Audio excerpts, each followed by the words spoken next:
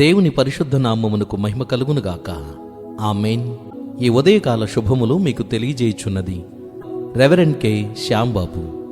కాబట్టి శరీర దురాశలకు లోబడినట్లుగా చావునకు లోనైన మీ శరీరమందు పాపమును ఏలనీయకుడి. రోమాపత్రిక 6వ అధ్యాయము 12వ వచనము. దేవుడు మనకిచ్చిన ఈ జీవితములలో మనము స్వతంత్రతను కలిగి ఉన్నాం. ఏ విషయములలోనూ దేవుడు మనలను నియంత్రించాలని, నిర్బంధించాలని ఆయన కోరుకొనుటలేదు. సంపూర్ణమైన స్వేచ్ఛను మనకిచ్చి జీవితంలో ఎలా జీవించాలో తగిన సలహాలను, సూచనలను మాత్రమే దేవుడు ఇస్తున్నాడు. కొన్ని విషయములలో ఆజ్ఞలను మనకు విధించినా వాటిని బట్టి కూడా దేవుడు భౌతికమైన ఈ జీవితములో లెక్క అడుగుటలేదు. కాని ఒక దినాన్ని మనము ఈ లోకము నుంచి కొనుపోబడిన తరువాత దేవుడు మనకిచ్చిన ఆయుష్ను, ఇచ్చిన స్వేచ్ఛను, ఇచ్చిన అవకాశములను మనము ఎలాగూ వినియోగించుకున్నామో వాటిని బట్టి లెక్క అడుగుతాడన్నది పరిశుద్ధ గ్రంథములోని వాక్యం యొక్క సాదృశ్యం, ఉద్దేశమై ఉన్నది. అయితే పౌలు భక్తుడు ఆత్మీయమైన ఈ సూచను, సలహాను మనకు తెలియజేయుచున్నాడు.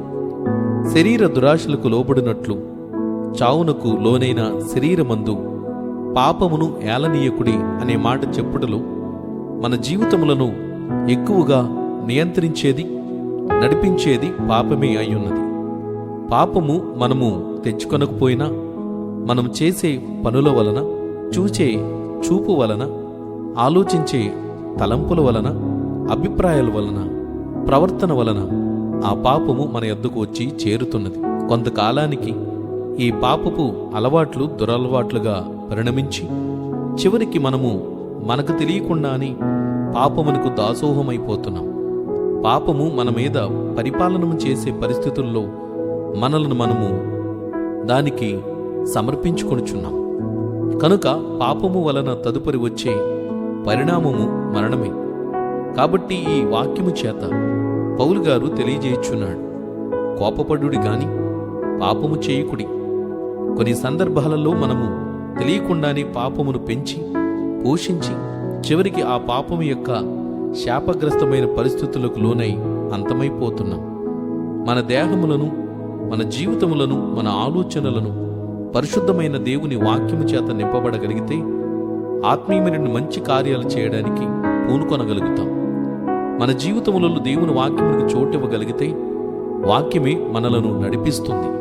మన పాదములకు దీపమయ్యుండి మనము నడవవలసిన త్రోవలోను దేవుని వాక్యము నడిపిస్తుంది. తుదకు నిత్య జీవాన్ని మనం చేపట్టగలం. సోదరీ సోదరుడా, నీ జీవితంలో పాపం చేయుట అలవాటైపోతే నిన్ను నీవు నియంత్రించుకొనుటకు ఏమాత్రము అవకాశం కుదరదు. పాపము నిన్ను స్వాధీనపరుచుకుని నాశనము చేయక మునుపే ఇప్పటికైనను స్పృహ తెచ్చుకొని దైవ భయమును, భక్తిని కలిగి ఉండి దేవుని వాక్యపు అడుగుజాడల్లో ఆయన శాసనములను, చట్టములను పాటిస్తూ పరిశుద్ధముగా జీవించుటకు ప్రయత్నించు. దేవుడు నీకు తోడయుండునుగాక. ఆమేన్. ప్రార్థన. ప్రేమ కలిగిన తండ్రి, కృప కలిగిన ప్రభువా, నీ పరిశుద్ధ నామమునకు స్తోత్రాలు చెల్లిస్తున్నాం. ఉదయకాలమున నీ మాటలను ఆలకించిన మేము మా జీవితమునకు చాలా గొప్ప ఉపయోగకరమైన ఈ వాక్యమును ధ్యానించడానికి అవకాశమిచ్చారు ప్రభు. మేము తెలిసి తెలియక చేసిన అపరాధముల మూలమున వచ్చిన ఈ పాపపు శాపము మమ్ములను స్వాధీనములోనికి తీసుకుని పాపభూయిష్టమైనటువంటి పనులకు ప్రేరేపించి మాకు తెలియకుండానే నిత్య నాశనము, మరణములోనికి నడిపిస్తున్నది. ప్రభువా, మీ చేతులకు మమ్ములను మేము సజీవ యాగముగా సమర్పించుకొనుచున్నాం. మా దేహములలో, మా ప్రవర్తనలో, మా జీవితములలో పాప సంబంధమైన క్రియలను లయపరచు తండ్రి. పరిశుద్ధముగాను, నీతిగాను నీ సన్నిధిని జీవించి కృపను దయచేయండి. ఈ వాక్యం ఆలకిస్తున్న ప్రియ బిడ్డలు జీవితములలో ఏ పాప సంబంధమైన క్రియలు దురలవాట్లుగా నిలిచి ఉండి వాటిని మానలేక, విడిచిపెట్టలేక బలహీనులైపోయి దాసోహమైపోయి ఉన్నారు, వారందరికీ విడుదల కలిగించండి ప్రభువా. పరిశుద్ధముగా జీవించాలని, నీ కృపకు పాత్రులవ్వాలని నీవు ఆశిస్తున్న విధముగా నీ బిడ్డలు నీ వైపుకు తిరుగుటకు వారికి సహాయం చేయండి. పాపము వలన వచ్చే జీతము మరణం, మరణం పాలు కాకుండాలని నీ కుమారుడిని యేసుక్రీస్తును మా కొరకు పంపించు. వాక్యానుసారంగా జీవిస్తూ నీ కుమారుని యందు విశ్వాసం ఉంచుటను బట్టి పాప విమోచన, శాప విమోచనం కలిగించండి ప్రభువా. సహాయం చేయండి. మారు మనసు లేని వారికి మారు మనసును దయచేయండి. పశ్చాత్తాపపడి వారిని కరుణించండి. శ్రమలో ఉన్న బిడ్డలను ఆదుకొనండి. శాపగ్రస్తమైన ప్రతి పరిస్థితుల నుంచి నీ బిడ్డలందరినీ ఆదుకొనండి ప్రభు.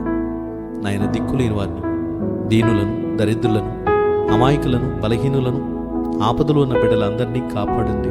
స్త్రీలను, బాలబాలికలను, యువతీ యువకులను దీవించండి, కాపాడండి.